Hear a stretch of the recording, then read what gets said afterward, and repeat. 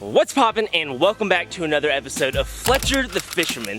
And today, guys, I have a really awesome opportunity because today I could potentially catch my personal best bass ever. That is a crazy thing to think about. I'm fishing a little secret pond that I got invited to come fish, and this little pond behind me, I don't know how well y'all can see me. My autofocus is kind of messing up and whatnot, so I'm not sure how well it just picked up that pond behind me, but it's not that big of a pond. It's a little farm pond on the outskirts of Charlotte, and this thing is supposedly loaded with some monster bass. It's not a guaranteed. From what I was told, these fish are definitely pretty finicky and they don't bite all the time, but they are in here. And I've actually had the opportunity to come out here and fish this pond once before, and I only caught 2 fish, or actually only caught 1, but I got a second bite.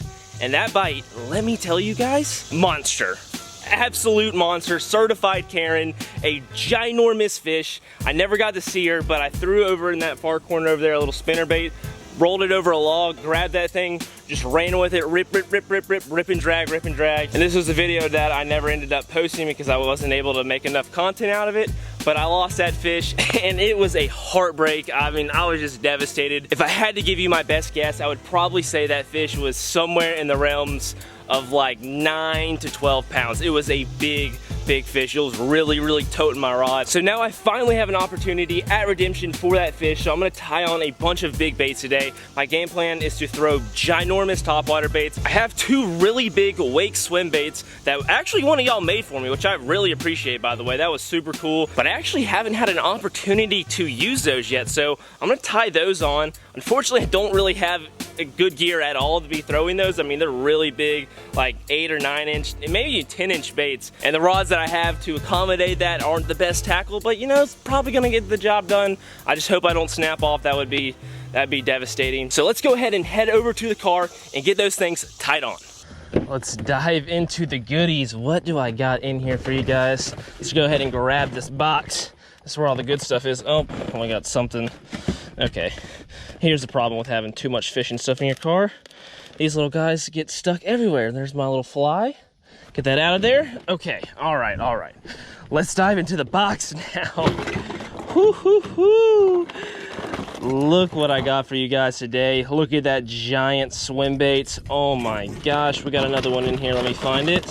Where is it? Oh, okay, there it is. I was about to say, how hard is a giant swim bait to find in a small box? But there it is, our 2 swim baits that I'm gonna be primarily trying to catch a fish with today. These are some big bass baits. We got a giant rat. This one's actually really cool. Both of these are like handmade.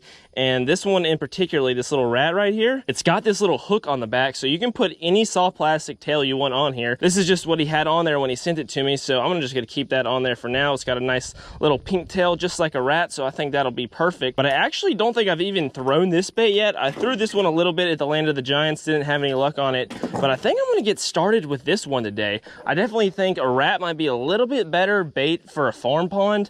I just don't know if this is gonna do the trick for us today. I definitely want to throw it, but I'm gonna throw the rat first, so I'm gonna go ahead and tie that on. Sorry, Mini Whopper Plopper, you're going to be retired for now in exchange for a bigger, better topwater bait, because today we are not trying to catch no dinks. We are trying to catch a mammoth. As I said in the beginning, a certified Karen. The big girls are lurking about in this pond, so we are getting rigged up with the big stuff. Also, like I was saying in the beginning, I don't have the ideal setup to throw this thing today. It's really not meant to be throwing baits this big. I really should have this thing on some like either heavier fluorocarbon or some braid, but this is all I have. I've been snapping rods left and right. I've had reels fail on me, so my fishing tackle is limited at the current moment, but I should be able to get the job done. Like I've said in a few videos before, so many people preach you have to have this, you have to have that to fish certain baits, and I don't necessarily think that's true. I definitely think you can at least try just about any tactic with the tackle that you have. It might not be ideal, but you can at least try. So that is what I'm gonna be doing with this today. So let's go ahead and give this a toss. I'm gonna try in this corner, so where I missed the big one last time. This thing's got a pretty wide wobble. I was thinking it was gonna have a tighter wobble to it. One good thing about this being a small pond is that it's not gonna take much time to cover the whole thing with certain lures. So I can kind of just go 1 lure at a time, circle the pond, come back, tie something else on, circle it again, just keep working it over and over again until I maybe, just maybe, I find something that one of these behemoths want to bite. My anticipation is through the roof right now. I just know any cast this morning could be a personal best. And just that feeling, that anticipation is just unreal.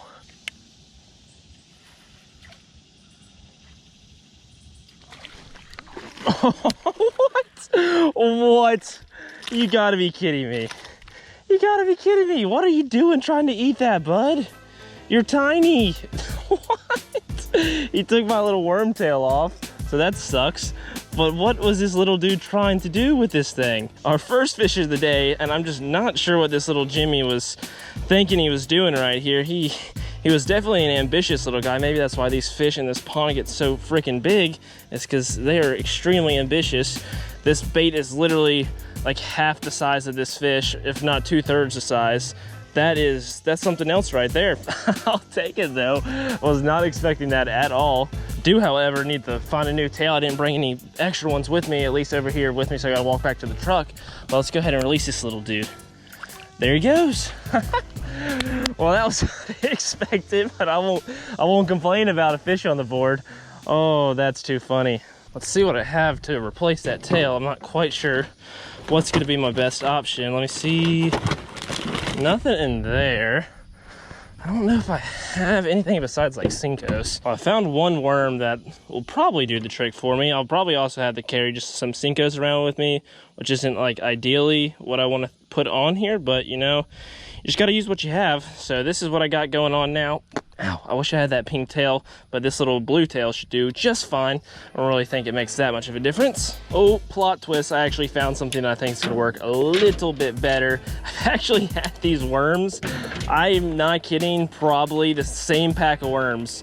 9 years, 10 years, I bought those back like way back at the beginning of high school, and I found them in some like random box where I just had a bunch of old soft plastics in, and I remember really liking those. It's just some brand, it's called Sidewinders. I don't even know if they still make them anymore. I haven't seen them in forever, but basically these little worms right here, they float because they have like a little air bubble in the tail, and I used to really like these things. So I'm gonna put one of these on the tail instead because they have more of like a reddish hue and they'll float. I just think they might have a little bit better action. Let's give this tail a test go before I walk back over to the other side. Oh yeah, perfect. Made it back to where I was. Let's go ahead and give this thing a little toss out here and see if there isn't another big girl.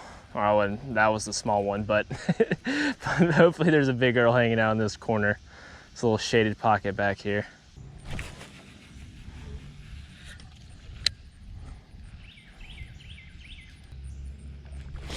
There we go. There we go. Got a fish.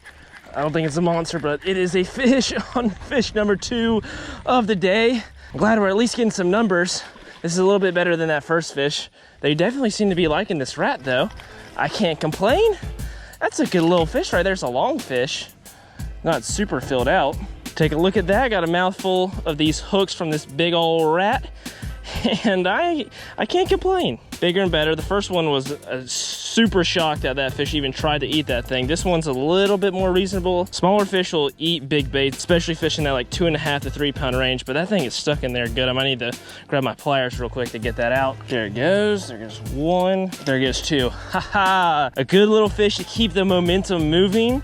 Probably, I want to say, if he was really filled out, he'd be a 3 pounder all day, but he's probably right at 2. It's just a really skinny fish. Let him go into this pond muck right here.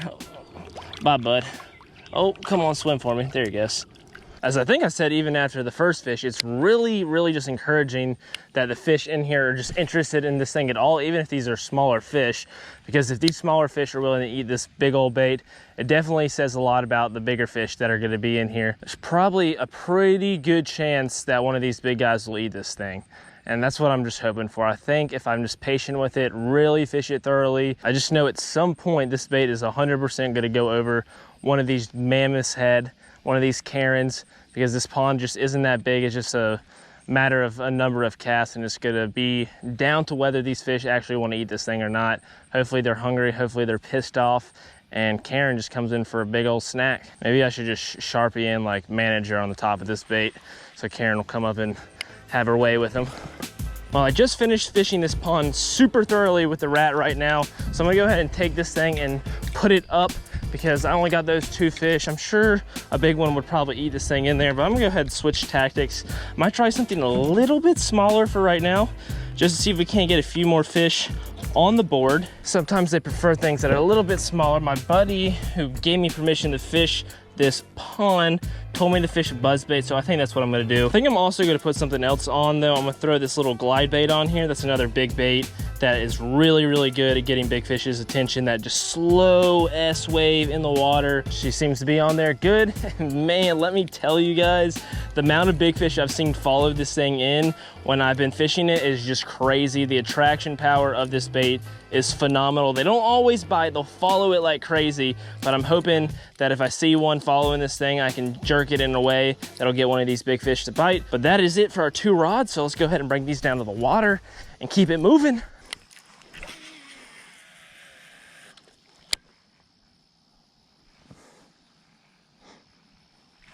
Oh, there we go.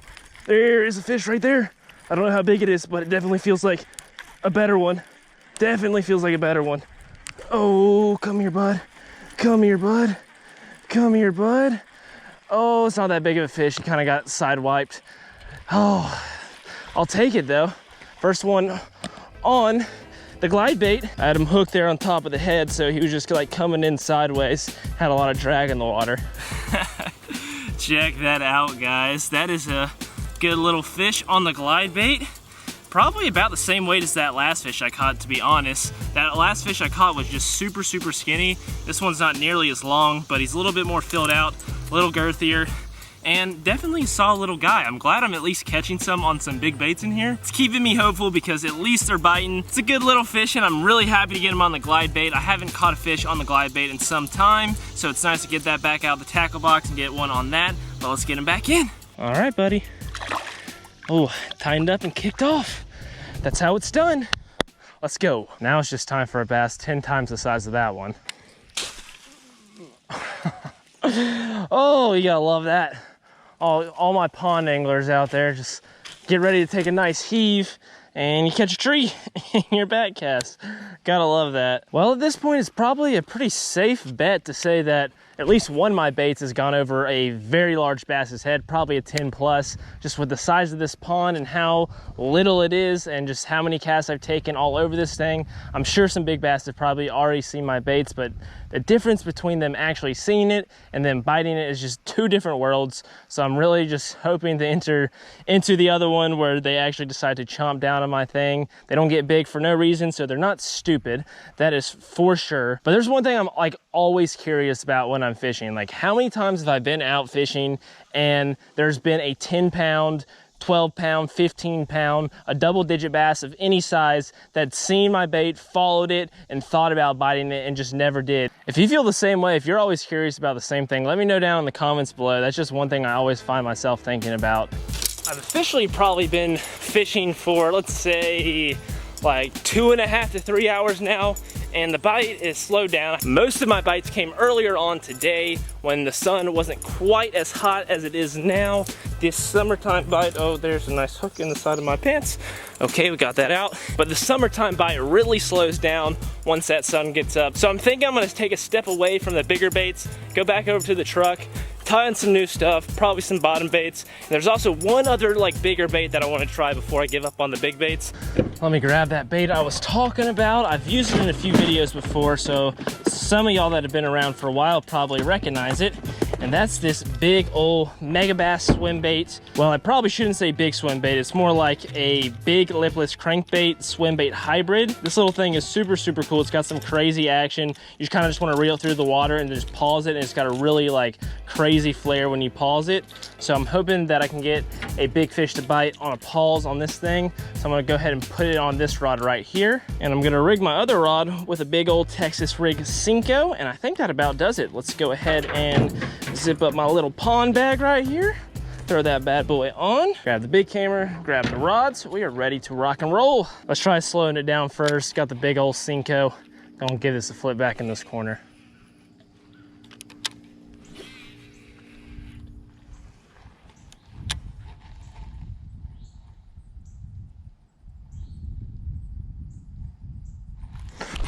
There's one, there's one. There's a fish on the worm. He tossed it. I think it's the best one so far today. Get up here, bud. Get up here. Oh yeah, definitely best fish so far today. Get him on the bank. Yes, sir. Let's go. crushed that thing probably about, I don't know, 30 feet off that bank, right outside of that tree out there. That is a good fish. Look at that, right there, top of the mouth, perfect hook set. Literally could not ask for a better placement than that. That is a solid fish right there. I honestly don't know if this fish has ever been caught before. I don't see any kind of like rip lips or anything like that. A lot of the times when you come to a small pond like this, I don't know how much this is fish, probably not like a ton, but it's still a pretty small pond, so usually I find that most of the fish in there have been caught at one point or another, but that's a pretty healthy looking fish there, probably pushing 3 pounds all day. Maybe. Don't hold me to that. It's probably high 2s, maybe 3 pounds, but really solid, healthy fish. Absolutely no complaints in my books. Let's go ahead and get it back in and keep on moving. Got to replace that worm though. Here she goes. She's ready. She's about to tighten down and go for me right here. Thank you for breaking my bad luck streak. It's been like 2 hours since a bite. Let's go. Since that fish threw my big black and blue worm, I'm gonna replace it with a big green pumpkin one just because I don't have any more big black and blue ones. And now that it is super sunny right now, it's probably about 12 o'clock, sun is high in the sky, the pond is really heating up, and because it is so shallow, these fish are probably gonna start to concentrate in the deepest areas of the pond, which is exactly where that fish was. This seems to be the dam side of this pond. The bank just drops off a lot faster, and there's a nice shade line, and because there's basically no more trees across the entirety of this pond, the fish are more than likely going to be concentrated over in this area, up underneath this tree line, over in this deeper water, looking for a way to cool off. So I'm just going to kind of stick to this side.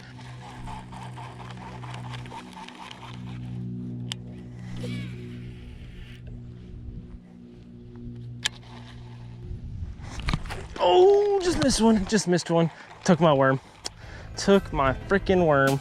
Gonna have to size down in worm size now because I'm officially out of all my big worms. So I'm gonna go ahead and size down to a 5-inch worm instead of that big old 7 or 8-inch worm. There we go. Oh, a little dinker. I'll take it though.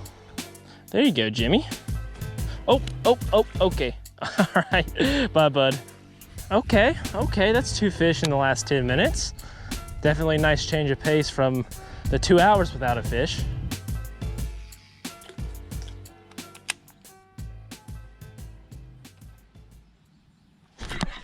There we go. We're stuck. Oh, I got a fish. He's still on there? I don't know if he's still on there or not. I can't feel him. Dang it, snapped off. Got another worm tied back on. I'm gonna flip back into this tree. It's been a second since I disturbed it, so maybe something else came up and occupied it.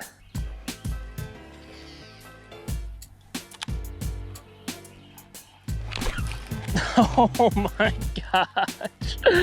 Oh, that's too funny. I wasn't lying about the double digits today, guys. 10 ounces for days. Oh, dropped them again.